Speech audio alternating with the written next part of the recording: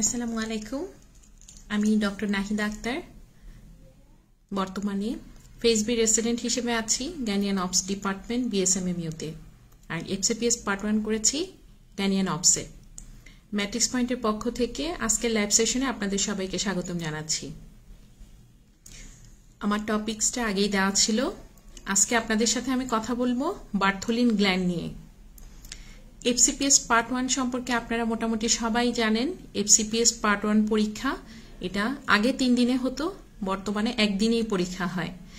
আর 210 number যদি পান আপনি নিজের জন্য চান্স সিকিউর করতে পারবেন। এবং তাহলে পেপার 1, 2, 3 যদি আমি 3টা ভাগে ভাগ করে বলি, আপনি যদি 70 করে টার্গেট নেন 3টার জন্য, তাহলে আপনি আপনার জন্য চান্স সিকিউর করা ইজি হয়। আর যেহেতু এখন একই দিনে পরীক্ষা হচ্ছে, তাহলে আপনি যদি এমন হয় যে পেপার 1-এ আপনার প্রিপারেশন বেশি হয়ে গেছে কিন্তু পেপার 2-তে একটু কম হয়ে গিয়েছে, অথবা পেপার 3 আপনার প্রিপারেশনটা ভালো কিংবা পেপার 1 একটু খারাপ হয়েছে, সেই ক্ষেত্রে যেহেতু একই দিন পরীক্ষা হচ্ছে, আপনার অন্য পেপারগুলোতে যদি আপনি বেশি নাম্বার ক্যারি করেন তাহলেও চান্সটা কিন্তু এখন পাওয়াটা ইজি। পড়তে হবে একটু ট্রিকি ওয়েতে। আপনি যত গুছিয়ে পড়বেন এফসিপিএস পার্ট 1-এ পড়াটা তত ইজি।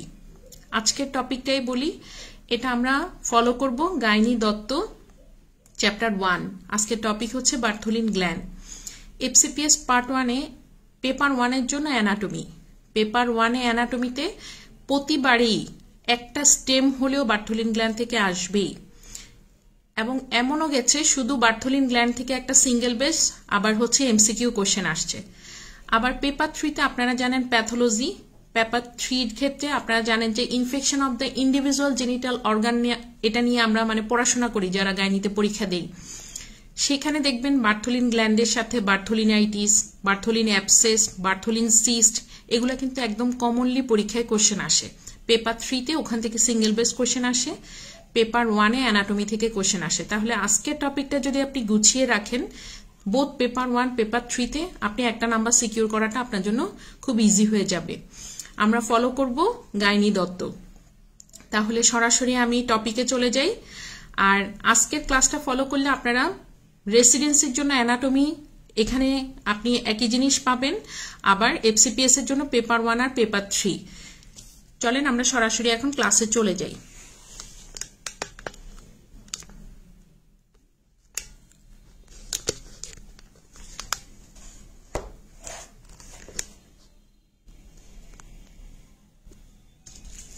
আচ্ছা, দেখেন আমরা এই অংশটা পড়ব। গাইনি দত্তের বই দেখলে দেখবেন আপনার এই যে এতটুকুই অংশই শুধু বার্থোলিন গ্ল্যান্ড নিয়ে লেখা, কিন্তু এই অংশটা এতটাই ইম্পর্টেন্ট, এখানে প্রতিটা টপিক প্রতিটা লাইন থেকে কোশ্চেন আসছে। তাহলে এই জিনিসটা আপনাকে একদম ঝরঝরা করে আপনি বুঝে পড়েন, মুখস্থ করে পড়েন, যেভাবেই পড়েন আপনাকে পড়ে রাখতে হবে। তবে একটা কথা মনে রাখবেন, অ্যানাটমি পড়ার সময় আপনি যত ছবি দেখবেন তত আপনার পড়াশোনা আপনার মাথায় একদম ওটা মনে থাকবে, গেঁথে যাবে। আর যখন ছবি দেখে দেখে পড়বেন তখন দেখবেন যে সবকিছু অঙ্কের মতো। মুখস্থ করতে গেলে আসলে পড়াটা খুব বেশি দীর্ঘস্থায়ী হয় না, রেসিডুয়ালটা তৈরি হয় না। এই জন্য আমি বলবো যে সবসময় ছবি দেখে পড়ার জন্য। প্রথমেই দেখেন এই ছবিটা নিয়ে আমরা প্রথমে একটু আলোচনা করি। এটা হচ্ছে, আমি এক কথায় যদি বলি, ফিমেল এক্সটার্নাল জেনিটালিয়ার একটা ছবি। তাহলে এই ছবিটাতে দেখেন কি কি আছে। এখানে আছে বাল্বো ক্যাভার্নাস মাসেল, এই জায়গাটা ইউরেথ্রাল অরিফিস, এটা হাইমেনাল অরিফিস, আর এটা হচ্ছে অ্যানাল অরিফিস। এগুলো হচ্ছে মেইন থিং। এখন আপনি দেখেন এখানে আমরা 2টা ভাগে ভাগ করছি।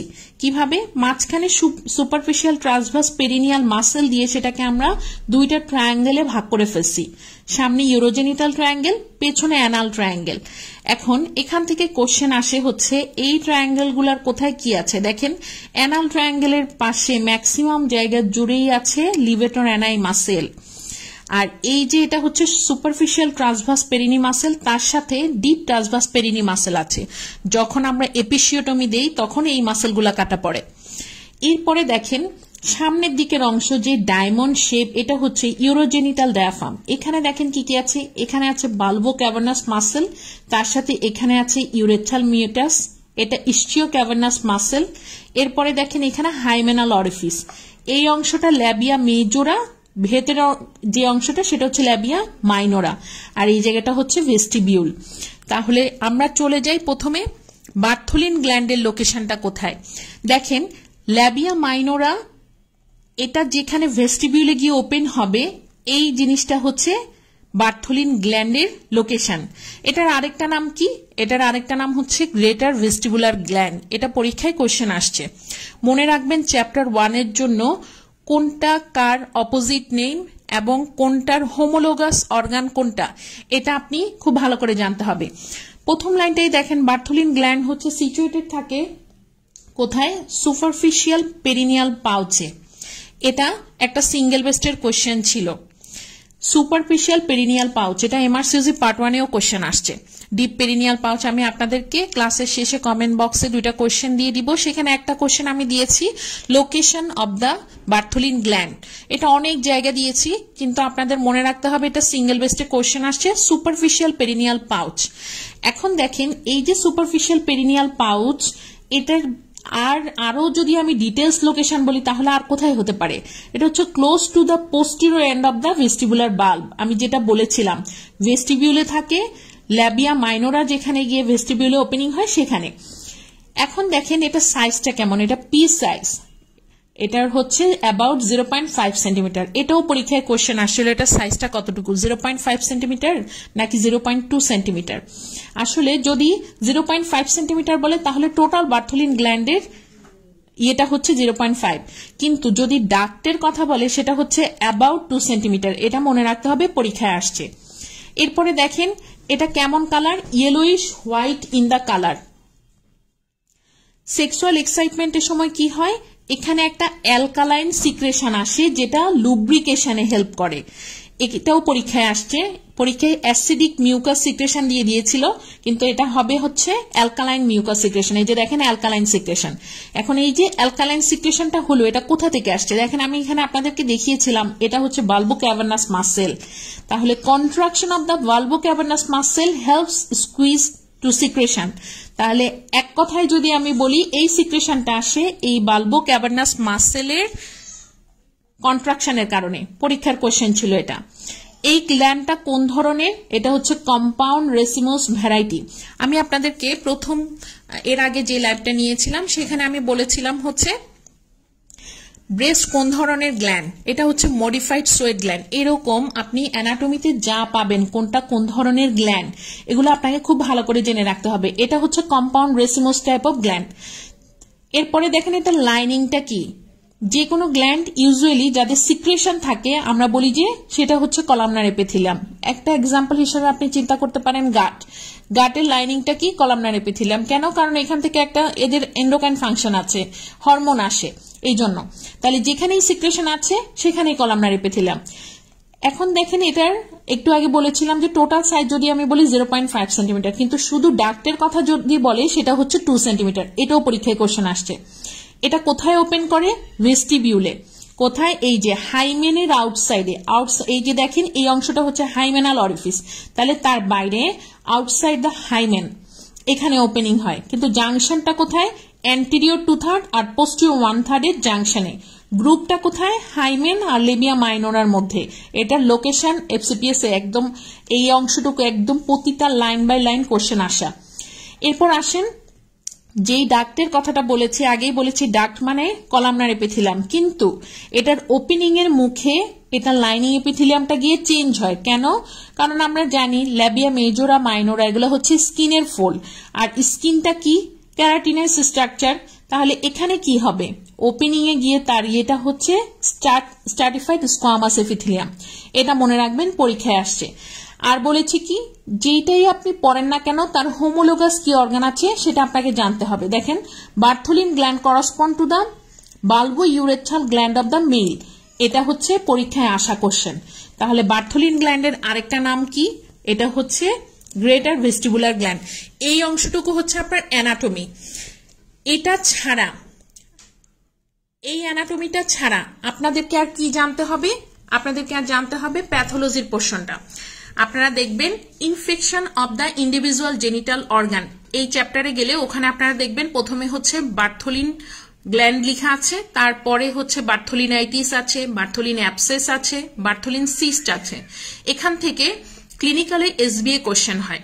কোশ্চেনগুলো কিভাবে হয় আমি আপনাদেরকে একটা একটা করে প্যাটার্নটা বলে দিচ্ছি। প্রথমে হচ্ছে বার্থোলিনাইটিস। যে কোনো জায়গায় আইটিস মানে হচ্ছে ইনফ্লামেশন।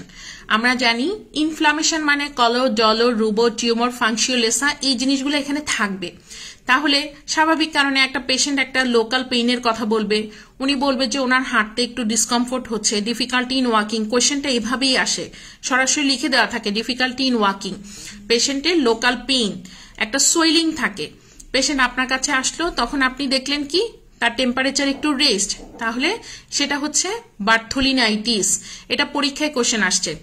এরপরে আসেন এই বার্থোলিনাইটিসের আলটিমেট ফেটটা কি হয়। এটা কমপ্লিটলি রেজুলেশন হয়ে যেতে পারে, আবার রেজুলেশন না হলে সেটা ক্রনিক বার্থোলিনাইটিস হিসেবে থাকতে পারে, অথবা আবার রিকারেন্স হতে পারে, অথবা অ্যাবসেস ফর্মেশন হতে পারে। এখন সেকেন্ড কোশ্চেন হচ্ছে তাহলে বার্থোলিন অ্যাবসেস জিনিসটা কি। অ্যাবসেস হচ্ছে সেখানে পাস কালেকশন হবে। পাস যদি কালেকশন হয় আলটিমেটলি কি হয়, শেষের দিকে প্রথম দিকে ফিভার থাকে, কিন্তু পাস কালেকশন হয়ে যাওয়ার পরে সেখানে একটা ইনডিউরেটেড এরিয়া থাকে, টেন্ডারনেস লোকালি থাকতেও পারে নাও থাকতে পারে, কিন্তু পেশেন্ট আপনার কাছে কমপ্লেন করবে ডিফিকাল্টি ইন ওয়াকিং। তাহলে এটা যদি বলে, তার সাথে যদি বলে যে প্রিভিয়াস তার কোনো একটা ইনফেকশনের হিস্ট্রি ছিল, তার মানে এখন সে রিকারেন্স হয়েছে, তাহলে সেই ক্ষেত্রে অ্যান্সার হবে বার্থোলিন অ্যাবসেস। আরেকটা পেশেন্ট আসতে পারে লোকালি পেইন আর ডিসপ্যারোনিয়া নিয়ে আসছে, তার মানে কি কয়টাসে তার পেইন হচ্ছে, লোকালি পেইন, ডিসপ্যারোনিয়া, আর তার সাথে আগের জিনিসগুলা থাকলো, যেমন হচ্ছে পেইনের কথা বললো, লোকাল একটা সোয়েলিং বললো।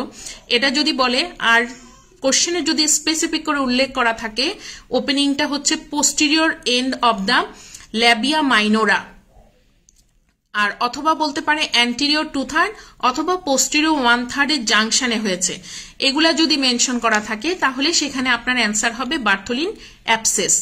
যদি ট্রিটমেন্টের ক্ষেত্রে চলে যাই, আইটিস মানে ইনফ্লামেশন, তাহলে আপনি সেখানে একটা মাইল্ড অ্যান্টিবায়োটিক দিতে পারেন, যদিও আপনাদের ট্রিটমেন্টটা হচ্ছে এফসিপিএস পার্ট 1-এ আসে না, কিন্তু বার্থোলিন সিস্টের ক্ষেত্রে আপনি মার্সুপিয়ালাইজেশন করবেন, এই ট্রিটমেন্টটা পরীক্ষায় আসে।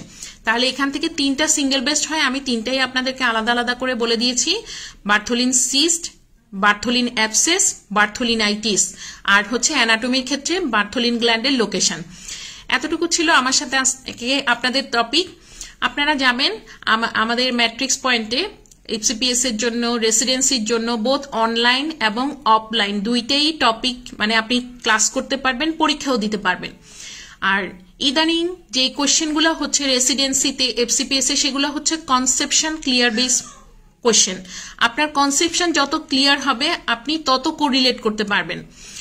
আগে এমন একটা সময় ছিল যখন হচ্ছে মানে সবাই বলতো যে প্রথম 6 চ্যাপ্টার গাইনি আর অপসের পড়ে চলে গেলে পরীক্ষায় মানে সবকিছু কমন পায়, কিন্তু আমার কাছে যেটা মনে হয় এখন এই রুলসটা চেঞ্জ হয়ে গেছে।